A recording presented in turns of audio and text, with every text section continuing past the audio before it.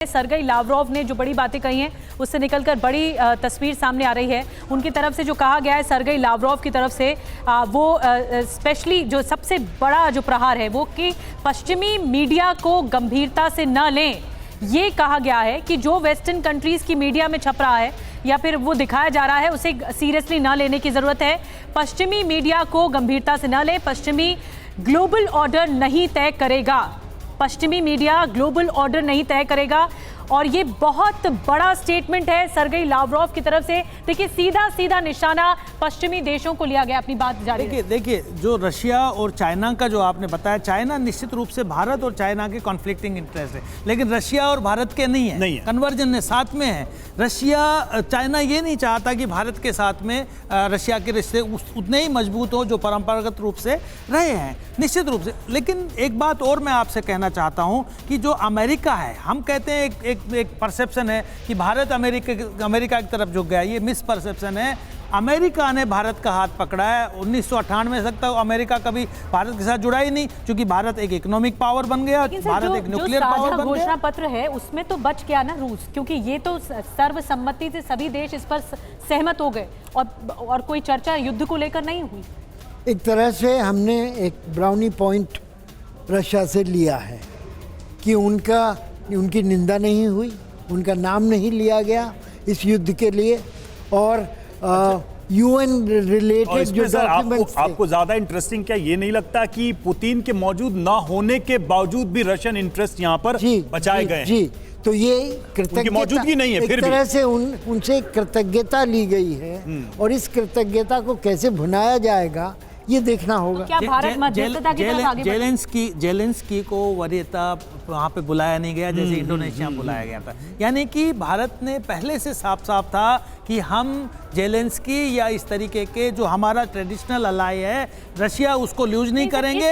इस स्टेटमेंट के बाद भारत मध्यस्थता के लिए पुरजोर कदम उठाएगा। ये बड़ी बातें, बड़ी खबरें आ रही है लगातार जो कि सरगई लावरोव कह रहे हैं, और उनकी प्रेस कॉन्फ्रेंस से निकलकर उनकी प्रेस। देखिए ये आरोप लगाया उन्होंने कि G20 का मसौदा पश्चिमी देशों ने लीक किया। ये बात सामने वो रख रहे हैं इस वक्त प्रेस कॉन्फ्रेंस में, और G20 के मसौदे को लेकर उन्होंने पश्चिमी देशों पर आरोप लगाया कि पश्चिमी देशों ने इसे लीक किया है। भारद्वाज सर, इस आरोप को कैसे देखते हैं? बिल्कुल राउटर में एक ब्लंट और डायरेक्ट आरोप है। राउटर में को कोट करके कहा गया कि जो G20 का जो डिस्कशन मसौदा था वो बाहर आया, ये बात आई। तो निश्चित रूप से देखिए एक्सेस जो है आज के दिन, चाहे गूगल हो, चाहे आप ट्विटर हो, कोई भी हो। आइए सुनते हैं एक बार वेस्टर्न का सुनते हैं। Это, конечно, показательно, это такая оговорка. Надеюсь, что это оговорка, потому что все, что стремится или стремился делать господин Гутерреш, заключалось именно в том, чтобы снять санкции на пути нашего экспорта удобрений и продовольствия. Ну и, кстати, как я сказал, и Европа, и США только обещают какие-то сделать шаги. Ну, вот, например, говорили, что наша компания, это часть тоже предложений, которые нам передали, что российским компаниям по производству удобрений будут возвращены их замороженные активы. Но при этом этим компаниям по-прежнему не будут разрешать проводить банковские операции. Ну и вот какое предложение? We have been told, and it's part of the suggestions that were transmitted to us, we were told that Russian fertilizer producing companies will get their frozen assets back. However, at the same time, these companies will not be able to conduct bank transactions. And wherever you go, wherever you look, there are shades and details. Let us not forget that the official representative, the spokesman of the Ukrainian Ministry of Foreign Affairs, directly said that Kiev was against alleviating sanctions pressure against Russia in any forms, including in the interest of ensuring our export of food, grain and fertilizer. So you can see for yourself who is telling the truth, who isn't, and who takes what position. The President Putin was unambiguous. As soon as all the necessary actions are undertaken to alleviate any obstacles impeding the export of our grain and fertilizers, the very same day we will get back to the collective implementation of the Ukrainian part of the Black Sea Initiative. Российская газета.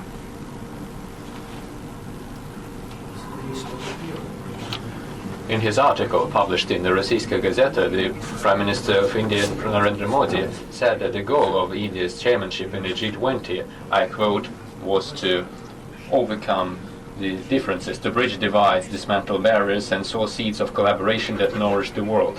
In your view, Mr. Lavrov, do you think these high goals have been implemented under the Indian chairmanship? And do you believe that the next G20 summit under the Brazilian chairmanship would be easier and more constructive in its preparation of the final documents, rather than the current summit?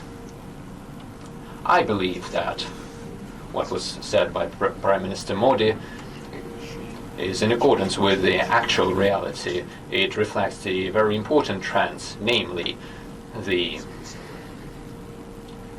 fact that we have moved on from the talks on certain declarations and papers towards the actions to implement the obligations, and the developing countries were a lot more consolidated during this summit. They were a lot more persistent and insistent in promoting their fair demands. At the same time, no one is saying that these demands should be carried out to the detriment of the West.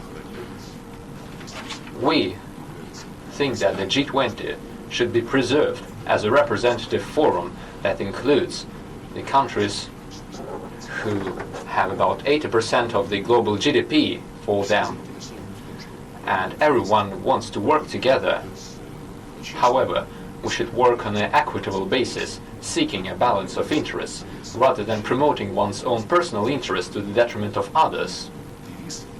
The slogan of the Indian chairmanship, "One Earth, One Family, One Future," emphasizes the unifying agenda.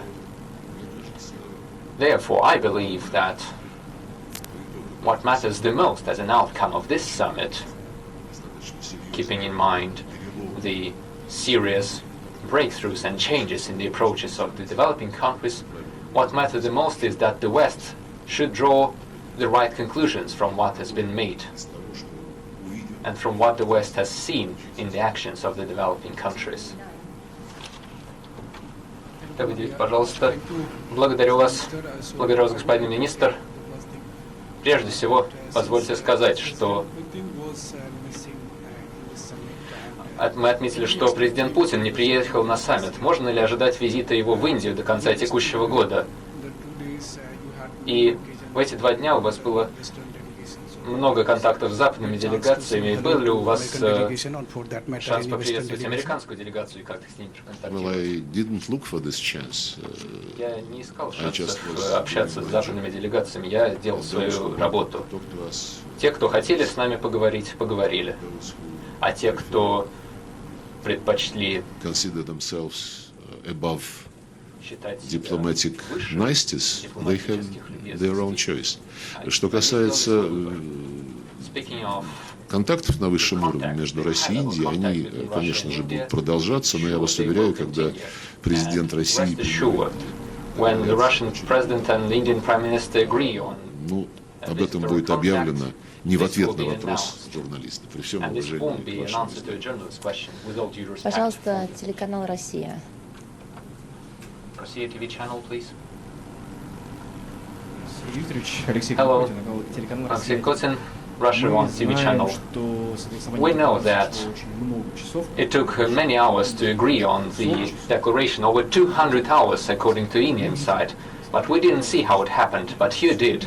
Could you share the details? How did it look like behind closed doors? How hard were the talks? Were any threats or pressure involved?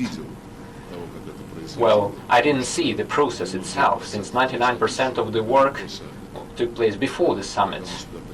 When we came here, sure, there were certain things left to be done, the final strokes, and I took a bit of a part in finalizing that document.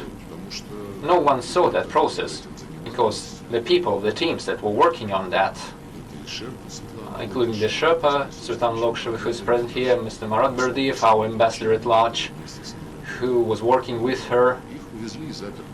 They were working. They took them there and closed the door behind them. Some 100 kilometers away, they were closed, just like during the election of the Pope. However, there was no smoke involved. Rather, there was quite a positive conclusion to that work. So I would like to congratulate everyone, the Sherpas, the sous Sherpas, and the experts of the G20. I would like to thank all of them for their constructive and fair work. They have great communication among themselves, answering the question of our Indian colleague. So, when they need to, they can do it. The Hindu.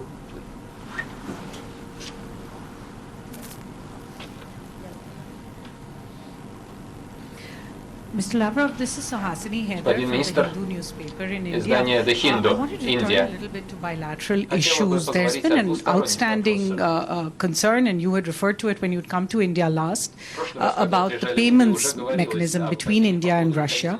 My question is, has there been any progress in that discussion on payments mechanism, and is there a real worry now that the delivery for S-400's next batch is not going to be provided to India as a result, and that India is instead going to look elsewhere for high technology defense imports, as it has with the United States? Я, честно, не знаю, где вы берете такую информацию. Я встречался, на полях этого саммита. During this summit, on the sidelines, there wasn't really enough time, but in Jakarta, where we were for the East Asia Summit and ASEAN, we were talking with Mr. Dr. Subramanya Jaishankar, and we were discussing the bilateral issues, including the problem you mentioned, since in this situation we have billions of rupees accumulated on the accounts which so far cannot be used. And our Indian friends assured us that they would offer promising areas where they could be invested. All the other agreements, including military and technical cooperation, are still in force. Lente.ru. Mr. Lavrov, good afternoon. There's no doubt that the signing of the declaration is a diplomatic success for Russia. My question is as follows. Do you believe this success would open a new negotiation track to find solutions for other contested issues like the grain deal and especially a new INF treaty? Thank you. Well, you took it quite quickly. You see, I feel that this summit was a turning point. I think that there would be more aspiration for the countries to work more closely together. But if we speak about the implementation of certain paragraphs that would contain any calls for actions, I cannot talk about that. The West has shown many times that it can simply ignore and disrespect its own promises and obligations. Everything's clear for the grain deal. Everything should happen simultaneously. If anyone is willing to do that, and if anyone was honest in signing up to that formula, this means work should be done. Speaking of the New START treaty, I did not see any link. The New START treaty is a treaty between Russia and the United States, which was concluded in absolutely different conditions on the international arena and in absolutely different situation between Russia and Washington. They were totally different to the ones that we see today following the Western war on Russia through Ukraine with the purpose of inflicting strategic defeat on Russia. Under these conditions, there is no negotiation, there is no talk about the current treaty or any other new treaty on strategic stability. Although we will continue to comply with the New START treaty until its expiry. First of all, the figures on the maximum number of the relevant types of weaponry. And coming back to the question of compliance, the paragraph that says that all conflicts on the international arena shall be settled peacefully in accordance with all the principles of the UN Charter, and that no conflict should be ignored.